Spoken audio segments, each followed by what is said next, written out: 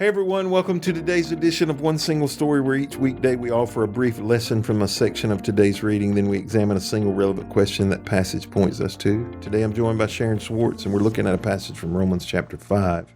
So if we're not careful, the first 11 verses of Romans chapter 5 will cause us to overlook a major point in Paul's doctrine of salvation, which begins in verse 12. So verses 1 through 11 contain such good news, such familiar verses, that it seems they have received the majority of the attention in sermons that deal with salvation. As a matter of fact, Romans 5 and 8 was on my dad's business card as long as I can remember. But God showed his great love for us by sending Christ to die for us while we were still sinners. That was on my dad's business card. So those verses contain such good news, they get a lot of attention. But there's this major advancement of Paul's argument found in verses 12 and following. So Romans 1, 19 through 23 contains strong echoes that point to Genesis chapter 2 and 3. So he talks about, in verse 20, the creation of the world. Paul begins laying out this argument that every man is a sinner by referring to the fact that God's existence can be clearly seen and understood even through his creation. Verse 23 mentions how mankind exchanged the glory of God for other things in creation, such as birds, animals, crawling creatures, and even mankind himself. These are not only references to idols which people worshiped during the time of Paul, idols which were created in images of birds, animals, and people. But this is also an echo of things that Adam was supposed to rule over.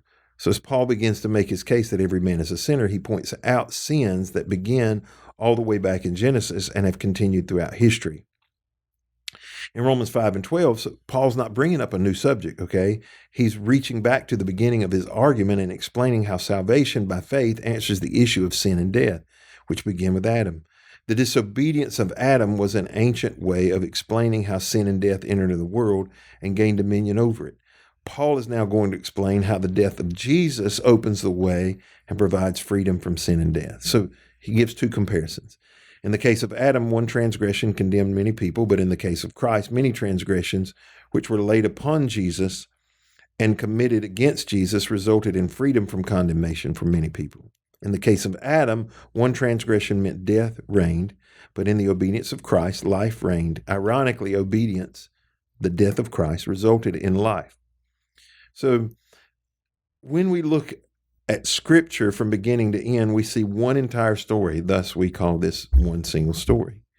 Jesus is the central character. All the other characters from beginning to end are only supporting characters. The plot of the story revolves around what God was doing in the world. And the height of that plot is how God accomplished what he was doing through Jesus. The story opens with Adam. So when Adam sinned, the question for the Bible reader is, what is God going to do about sin? God exiles Adam from the garden, and the question of the problem of sin remains. As sin multiplied in the world, God seemed to provide a solution. It was the flood that occurred during the days of Noah. But after the earth was destroyed by a flood and only Noah and his family were left, the problem of sin remained. Noah's family produced a world full of sin, the same way that Adam's family produced a world full of sin. So what's God going to do about sin? God seemed to provide another solution. This time, the solution was to the problem of sin was to call Abraham and create a completely new nation. Through this nation, God was going to deal with sin. The mystery came when even God's chosen nation committed great sin against God. God's solution for sin became part of the sin problem. No one was exempt from sin. Even God's chosen people rebelled and committed sin. In the same way that Adam was exiled after his sin, Israel was also exiled after their sin. So Paul presents Jesus as the solution for sin. He shows how every man sinned, including the people of Israel, God's chosen nation. But now the problem that started with Adam is solved by Christ. So Sharon, do you think it is fair? And fair is a very weird. It is a weird word. That God placed every person under the curse of sin for something only one man did, Adam. Fair is a weird word. I hate the thought that someone was blamed for something that they never did. Mm-hmm. But the truth is we all did it. And the same characteristics, the same inner desires that Adam and Eve have, we have. Mm-hmm. We're going to sin. And I think the curse, because God is all knowing, that's if there was a possibility of someone, if anyone had not sinned except Jesus, then I'm not sure, because God knew that ahead of time, if it would have been. But he knew we were all going to. So, fair, I hate to say fair. I think we got Adam's DNA. We got 2 eyes from Adam. We got 2 ears. I think there are things that we just inherit from one family member to another, and sin started it. So fair is a weird word. Andy Stanley says fair went out the window at the Garden of Eden. Yes. So fair is a really difficult word. It is complicated, because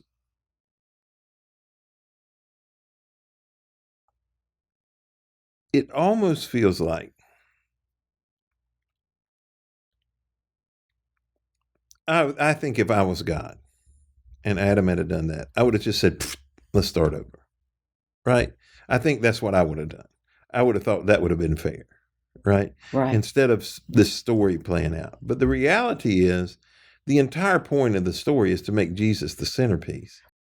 Without the sin, it's like a movie. You can't have a good guy unless you got a bad guy, right? And if he would have zipped that's it and started over, guess what that person would have probably done? Maybe, yeah. Do you think there's the whole point, is part of that mystery? Why did he create us knowing with what that was going to have to... Yeah, so that's the frustrating thing that is unanswerable. Right. Because from my perspective, it means God's creating us to sin, right? Because if he couldn't create us where we would never sin, I have to believe he could create us where we would never sin. True. But I think the choice, I don't think it would have been fair if he didn't have a solution. I would agree with that. Okay. He had a solution in his mind. He didn't develop it. We sit in staff meetings and we say, this is, so now let's fix it. The solution was there before he ever created, or the problem ever presented itself. And if there wasn't a solution, I would say, no, it's not. But he did, which tells me that we mean enough to him before we were made, before we were even a twinkle in our daddy's eye, that us loving him and being with him meant enough that he put this whole plan in action, this whole story. Yeah. It had to have a beginning. It's hard for you to believe somebody loves you if there's not some kind of choice in the matter. Right. So that's, I believe, why we have free will. And then free will gives the opportunity for wrong to happen. And you already have Satan in place. I think if Satan is not in the picture, and I have lots of questions about that. Why didn't he just squash him too, when he rebelled? But ultimately the story is woven so that we have to choose. I find it funny that he went to Eve. Satan went to Eve first. Why didn't he go right to Adam? Do you think because Adam had that time alone with God, he and Adam had a special relationship. So he went to Eve because she had influence over Adam. And she didn't have that same alone time.